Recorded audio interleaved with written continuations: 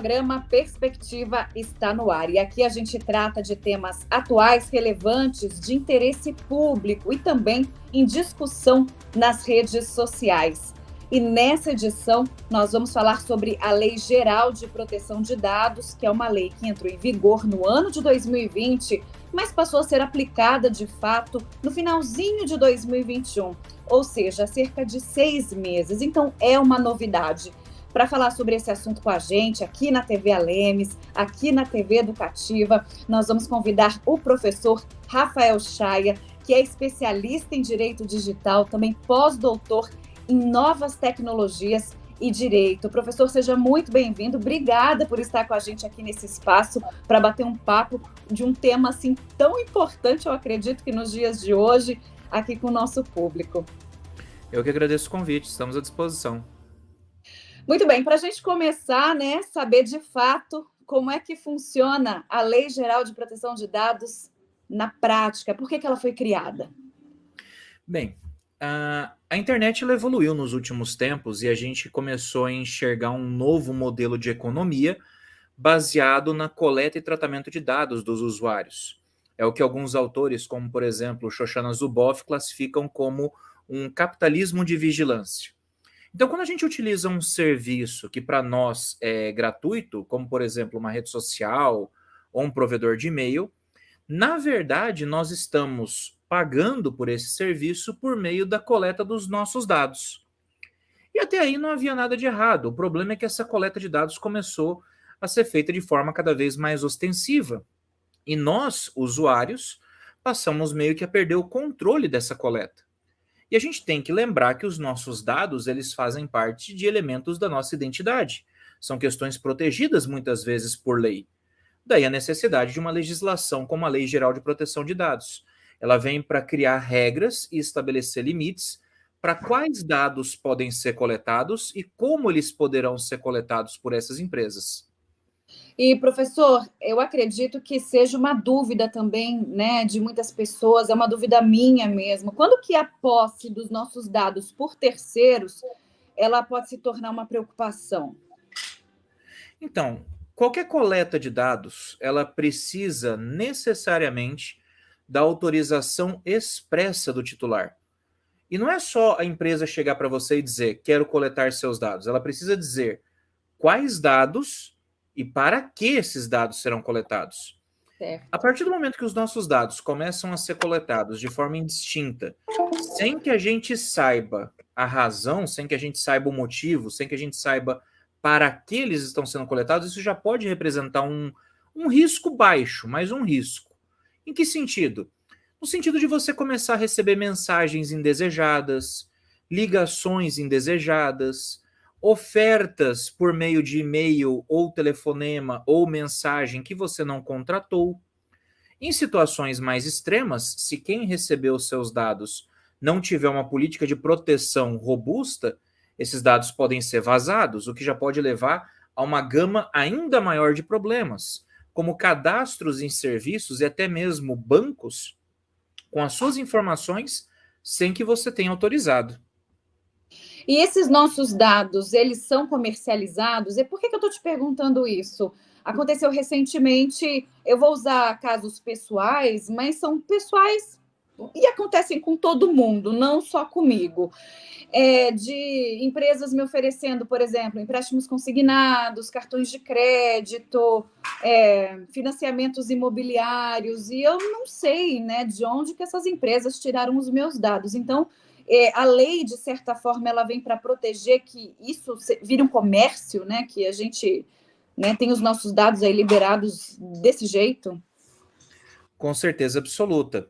A pergunta é muito boa, porque pouca gente sabe, mas existem empresas, não só no Brasil, mas fora do Brasil, conhecidas como data brokers ou corretoras de dados. São empresas que são especializadas e comercializar dados para terceiros. Então, sim, existe um comércio de dados. E a legislação que visa a proteção de dados vem exatamente para criar um controle, um freio sobre essa prática. Como você bem apontou, essas ligações elas começam a se tornar cada vez mais contínuas, elas se tornam mais frequentes. E isso até tira um pouco a tranquilidade, isso tira um pouco a calma de nós, usuários.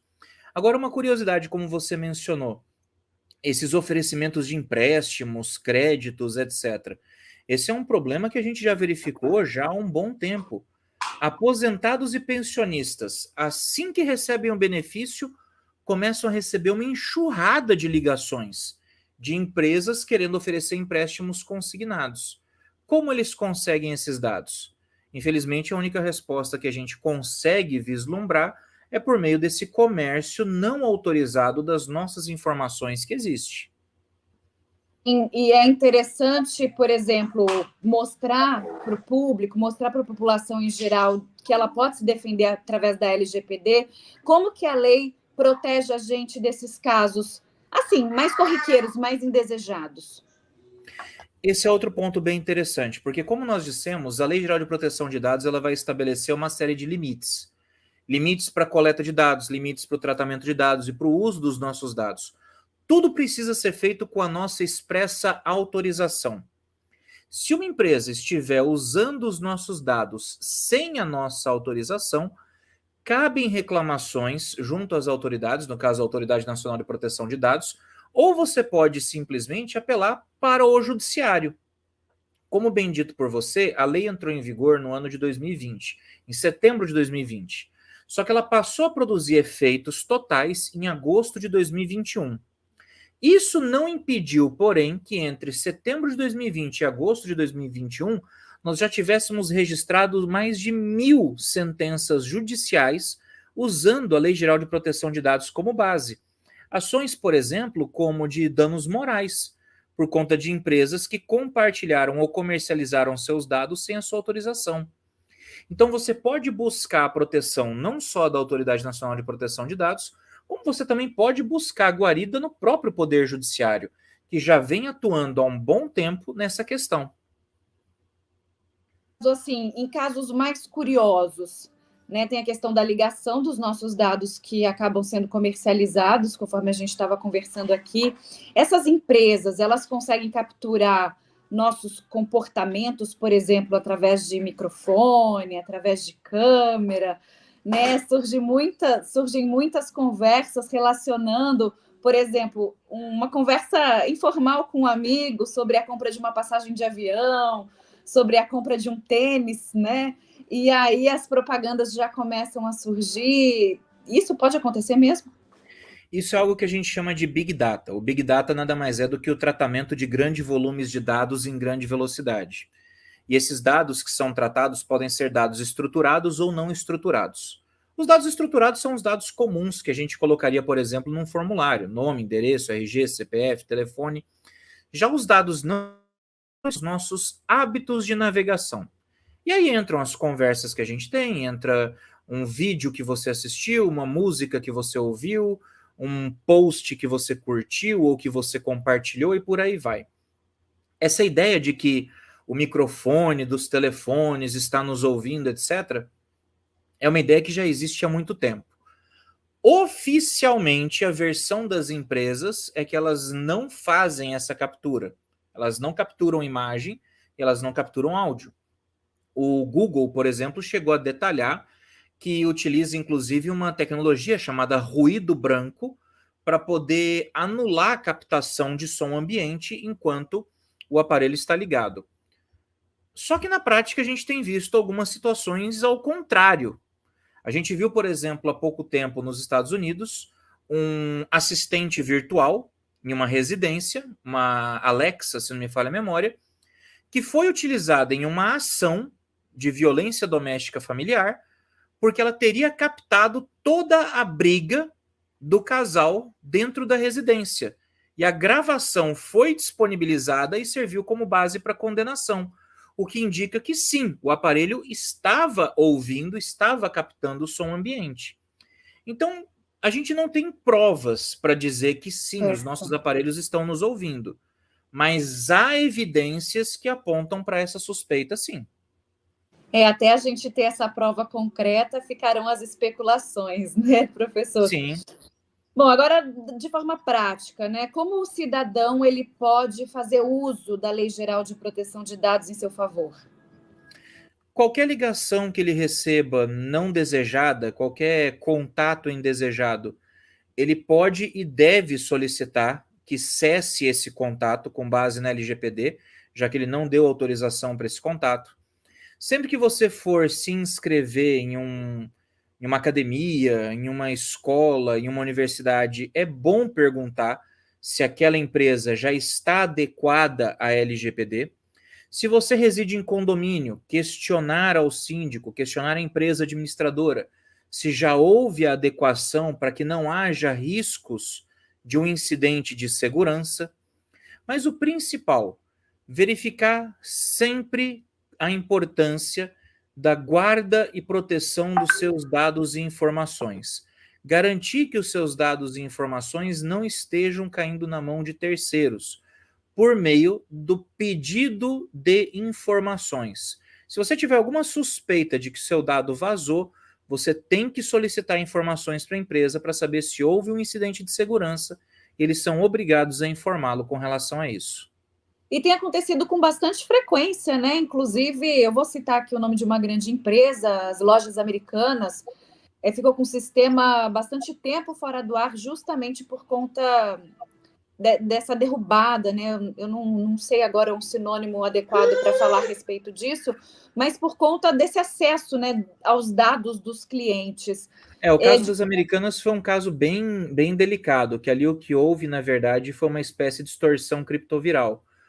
Houve uma invasão criminosa nos servidores da empresa, e aí eles cobraram um valor X para não soltar os dados online. E a empresa tentou contornar isso. Aparentemente foi isso que houve, segundo o que eu vi noticiado. Mas como você bem disse, os vazamentos de dados eles se tornaram muito frequentes nos últimos tempos. Nós tivemos em janeiro do ano passado o maior vazamento de dados da história do mundo. 240 milhões de brasileiros tiveram seus dados vazados, ou seja, vazou dado de gente viva e de gente já falecida, inclusive. Nós tivemos recentemente o vazamento de dados de um banco aqui no Brasil, o Banco Pan, me parece. Nós já tivemos outros casos, vários de vazamentos. E nessas situações, você sendo cliente dessa empresa, você é cliente de uma empresa que sofreu um vazamento de dados, você precisa ser imediatamente informado para que você tome providências para troca de senha, para autenticação de 2 fatores, para qualquer coisa que evite que o malfeitor use as suas informações de forma absolutamente inadequada. Certo, eu usei o caso das Americanas como exemplo, porque foi bem recente mesmo, né? Foi, muito. Mas o que tem realmente me espantado é que tem acontecido com muita frequência, conforme você até citou. E aí eu gostaria de saber se essa lei ela é considerada um avanço aqui para o direito do Brasil. Se a gente, aos poucos, vai conseguir se adequar e talvez as nossas comarcas, né, os juízes, e, enfim, o próprio sistema jurídico brasileiro vai conseguir se adequar à demanda que eu acredito que vai crescer demais. Essa é uma excelente pergunta, porque a gente sempre vê as pessoas comentando assim: ah, será que a lei vai pegar? Será que a lei vai produzir? Gente, já pegou. A gente tem que entender isso. A proteção de dados e o seu reconhecimento, ela foi um avanço extremamente importante na legislação brasileira nos últimos anos. Especialmente esse ano, quando foi inserido o inciso 79 no artigo 5º da nossa Constituição Federal. Hoje, a proteção de dados dentro da Constituição Federal é um direito e garantia fundamental. Então já não se questiona mais se a lei vai colar ou não. Já colou. A questão agora é saber como vai ser feita a adequação nos próximos anos. As empresas elas tiveram um boom, a maioria correu para fazer adequação entre 2020 e 2021. Mas agora parece que deu uma desacelerada. A gente tem essa impressão de que as empresas deram uma esfriada, porque a ANPD, a Autoridade Nacional de Proteção de Dados, ainda está definindo os regramentos específicos, né? Definiram agora para o pleito eleitoral, definiram agora para a questão das pequenas e médias empresas, definiram as regras agora para o encarregado de dados. De acordo com as normativas da Autoridade Nacional de Proteção de Dados, é que a gente vai ver uma adesão cada vez maior a essa lei. Mas, indiscutivelmente, ela representa, sim, um avanço enorme para a forma como nós usamos a internet hoje. já que quando os nossos dados servem de pagamento para um serviço que a gente usufrui, nós, na Sim. verdade, é que estamos sendo o produto. Sim, e é uma legislação que vem também trazendo uma união de esforços muito grandes, porque como se trata também do consumidor, não apenas da tecnologia, eu acredito que uma atuação muito forte, né, dos PROCONs, muito forte também do Ministério Público, então eu acredito que estejam todos muito engajados para fazer o negócio funcionar, mas o consumidor, o cidadão, ele precisa também saber reclamar, né? O cidadão precisa saber como se utilizar da lei. Ele, por exemplo, pode pedir para uma empresa apagar os seus dados, né? Pode pedir para Sempre, encerrar uma ligação. sempre, sempre. É um dos direitos básicos do consumidor que estão descritos na Lei 13.709, é que ele tem o direito de solicitar que sejam excluídos completamente quaisquer registros que ele possua naquele banco de dados. Isso é um direito que ele tem. E é importante você falar essa questão do consumidor, porque olha só a curiosidade. A Lei Geral de Proteção de Dados é a 13.709 de 2008. Ela foi sancionada em 2008, entrou em vigor só em 2020. Mas antes dela, nós já tínhamos o Marco Civil da Internet, a 12.965, que nos artigos 10 a 17 já falavam de proteção de dados. E antes do Marco Civil da Internet, a gente tem o Decreto 7962 de 2013, que é um decreto que regula o comércio eletrônico no Brasil e que estabelece como uma das condições para o comércio eletrônico do Brasil a proteção dos dados do consumidor na transmissão e no armazenamento, especialmente os dados de pagamento. Então, a proteção de dados ela não está distante da realidade do consumidor. Pelo contrário, ela se originou num decreto que veio exatamente para regular o comércio eletrônico no Brasil.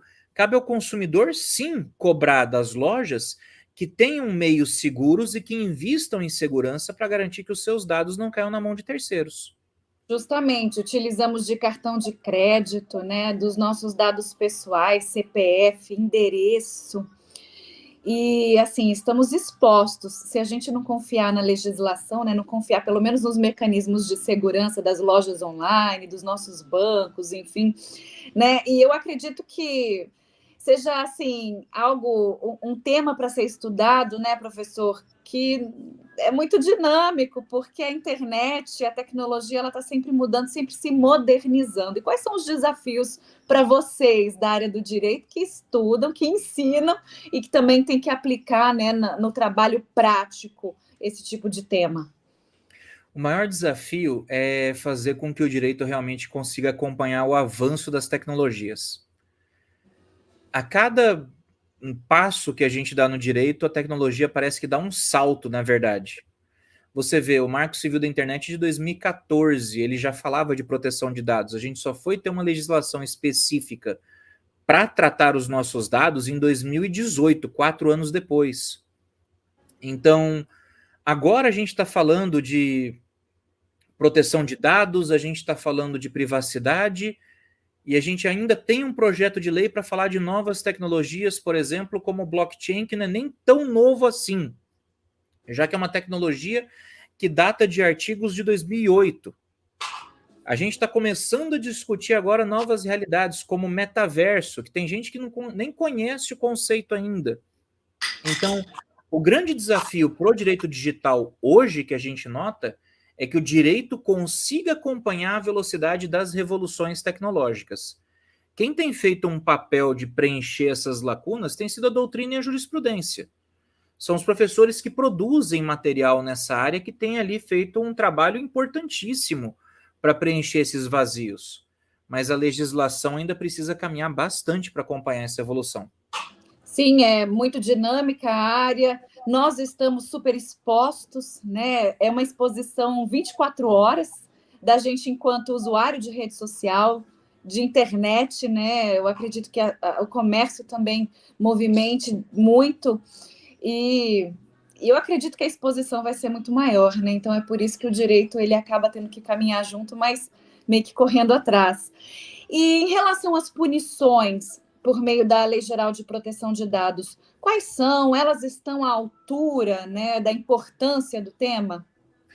as punições elas são bem severas. Elas podem começar com punições mais simples, como uma simples advertência ou uma multa para aqueles que violam os termos da LGPD, mas esse valor da multa pode escalar até um teto de 50 milhões de reais para cada infração. 4% do valor total do empreendimento até um teto de 50 milhões para cada infração. E não para por aí, porque se mesmo o pagamento da pena de multa não for suficiente para fazer cessar as ações ilegais, essa empresa ela pode ter suspensas as atividades de coleta e tratamento de dados em território nacional, e ela pode inclusive se tornar proibida de tratar dados coletados em território nacional. Essa sanção de proibição de tratamento de dados é a mais rigorosa, disparado. Ela equivale praticamente a você banir o serviço do seu país. Então, ela só deveria ser usada, assim, em último caso. Tem um serviço que seja campeão, por exemplo? Bancos, Hoje, instituições assim, de financeiras reclamações com em relação geral? à LGPD, Isso. por incrível que pareça, as redes sociais, elas ainda são bem complicadas nesse campo. Quando você faz uma análise dos termos de uso das plataformas, que é algo que o brasileiro médio, infelizmente, não faz, já que é um contrato, e eles assinam esse contrato muitas vezes sem ler, os termos de uso de várias plataformas de redes sociais bastante conhecidas possuem algumas cláusulas bem invasivas. Eles não vão se limitar somente a capturar e tratar os nossos dados, mas muitas dessas redes sociais mantêm cláusulas específicas para, por exemplo, fazer monitoramento dos seus hábitos de navegação, mesmo que você esteja deslogado da plataforma. É Olha por isso que só. muitas vezes monitoramento de navegação. Por isso que muitas vezes, quando você faz uma pesquisa num site de busca, automaticamente aquilo que você pesquisou passa a aparecer em publicidade na rede social que você frequenta. Porque aquela rede social ela faz, por meio dos cookies, um monitoramento dos seus hábitos de navegação. Então, assim, as redes sociais elas são bem invasivas, mas bem invasivas mesmo. As outras empresas, o maior problema que a gente tem notado, via de regra, ainda é o investimento em segurança. Bancos, por incrível que pareça, são os que mais investem em segurança digital hoje. Mas ainda assim, há falhas que precisam ser observadas, já que, como a gente nota, já houve registro de vazamentos de dados ou uso não autorizado de dados dos seus correntistas por meio dessas instituições. E as redes sociais são as ferramentas que nós acabamos utilizando a maior parte do tempo, né? Então, eles têm mesmo como monitorar os nossos hábitos e passá-los para frente. Bom, professor Rafael Chaia, para a gente finalizar, deixar aí as principais dicas para quem está nos assistindo, para a população de forma geral, uma legislação tão importante, que está valendo, é importante que a gente reitere aqui, que já vale, que já dá para a gente fazer uso dela em nosso benefício. A dica mais importante que a gente pode dar é cuidado com a superexposição. Às vezes a gente sente uma necessidade de validação e a gente precisa colocar tudo que a gente faz nas redes sociais. Isso não é seguro. Você colocar, por exemplo, foto do seu filho menor com uniforme de escola, você já vai estar mostrando para um eventual golpista a escola que seu filho estuda. Ou você postar muitas fotos na frente do seu serviço, você mostra para o golpista onde você trabalha. Tentar ser um pouco mais, vamos dizer assim, reservado no que diz respeito à sua vida pessoal. Dê outros usos para sua rede social. Use sua rede social para lazer, use a sua rede social para interação, mas tente não compartilhar tanto a sua vida pessoal, porque isso alimenta um sistema que nós chamamos de engenharia social, e é por meio dessa engenharia social que muitas vezes um golpista pode descobrir a sua senha, pode buscar os seus dados e informações, pode utilizar seus dados e informações para diferentes golpes. Então, ter uma rotina um pouco mais reservada nas redes sociais é importante. Outra coisa, sempre usem mecanismos de segurança quando forem disponibilizados pelo serviço que vocês utilizam. Entre eles, por exemplo, a autenticação de 2 fatores. Ela também é muito importante em casos de vazamento de dados, porque caso haja um vazamento, o sujeito tendo o seu login e senha, ele não vai conseguir acessar suas contas, já que elas vão estar protegidas por uma autenticação de 2 fatores. Se você quiser uma camada extra de proteção, que é uma recomendação que a gente sempre faz, não vincule a autenticação de 2 fatores a um telefone ou e-mail, mas a um aplicativo autenticador. Instale um aplicativo autenticador no seu telefone e use esse aplicativo para você usar a autenticação de 2 fatores. São pequenos comportamentos, são pequenos hábitos de proteção pessoal que você pode desempenhar que vão te dar muito mais paz e tranquilidade ao usar a internet hoje. Professor Rafael Chaya, quero agradecer muito a sua participação com a gente, especialista em Direito Digital, pós-doutor em Novas Tecnologias e Direito. Seja sempre muito bem-vindo aqui ao nosso programa. Eu gostei muito desse tema. Aliás, né, é necessário que a gente fale sobre ele, justamente pensando nos nossos hábitos e nesse mundo moderno em que todos estamos conectados. Olha aqui, nós estamos fazendo Perspectiva, né, o programa que foi criado nesse modelo completamente online, justamente no início da pandemia, e nós continuamos com o modelo. Com certeza. É a modernidade, né? Com certeza, perfeito. Eu Muito fico à bem, disposição e agradeço demais o convite. Obrigada mesmo, professor. Bom, então agradecer mais uma vez a participação do professor Rafael Chaya com a gente. Esse é o programa Perspectiva da TV Assembleia Legislativa de Mato Grosso do Sul, em parceria com a TV Educativa. Você confere todo o nosso conteúdo no canal 4.1 da TV Aberta. Tem os demais canais, né, fechados da TV de Mato Grosso do Sul, você confere, né, na nossa tela. E no canal 9 da NET, que é a TV Assembleia Legislativa de Mato Grosso do Sul, compartilhando o nosso link do YouTube com seus amigos e familiares. Voltamos num próximo programa com um novo tema. Até a próxima. Tchau, tchau.